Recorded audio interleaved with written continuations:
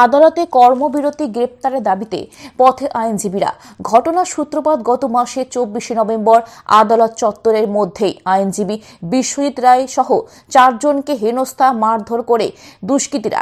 অভিযোগ হলো কিন্তু এখনো গ্রেপ্তার হয়নি। বাধ্য হয়ে বসিরহাট মহকুমা আদালতের প্রায় 400 আইনজীবী আইনি পরিষেবা বন্ধ করে দিয়ে কর্মরতির ডাক দিয়েছেন। গতকাল বুধবার থেকে আজ বৃহস্পতিবার লাগাতার আন্দোলনের পথে আইনজীবীরা, যার ফলে সমস্যায় পড়েছে সীমান্ত থেকে সুন্দরবন আসা বিভিন্ন বাদী ও বিবাদী পক্ষে আইনি পরিষেবা থেকে বঞ্চিত হচ্ছে।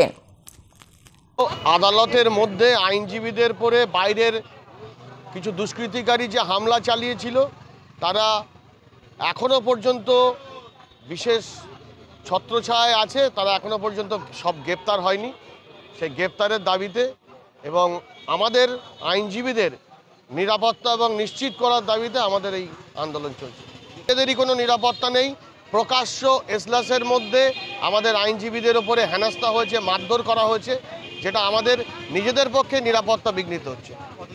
24 তারিখে ঘটনাটা ঘটেছে, 24শে নভেম্বর।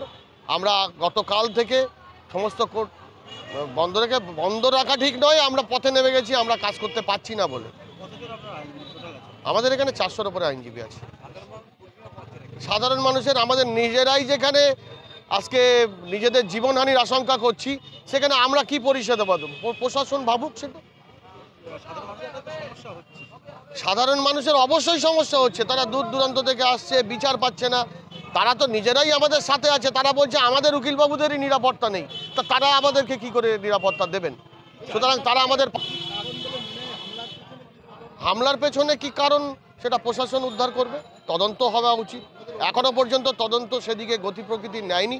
প্রশাসন, বিশেষ করে পুলিশ প্রশাসন অন্ধ হয়ে বসে আছে। এসপি সাহেবের টোটালটা নলেজ থাকা সত্ত্বেও এখনো নিজে কোনো পদক্ষেপ নেয়নি। পুলিশের ভূমিকা একেবারে নিশ্চুপ। এখনো পর্যন্ত একটা লোককে পুলিশ নিজেদের ক্ষমতায় অ্যারেস্ট করতে পারেনি। তদন্ত স্টপ করে রেখেছে। অ্যারেস্ট হয়েছে কোর্ট থেকে সেই দিন ঘটনার সময়। কোর্টের যে পুলিশ আছে তারা যে কজনকে অ্যারেস্ট করেছিল, তারপর থেকে বাকি লোক কেউই অ্যারেস্ট হয়নি। আন্দোলন চলবে।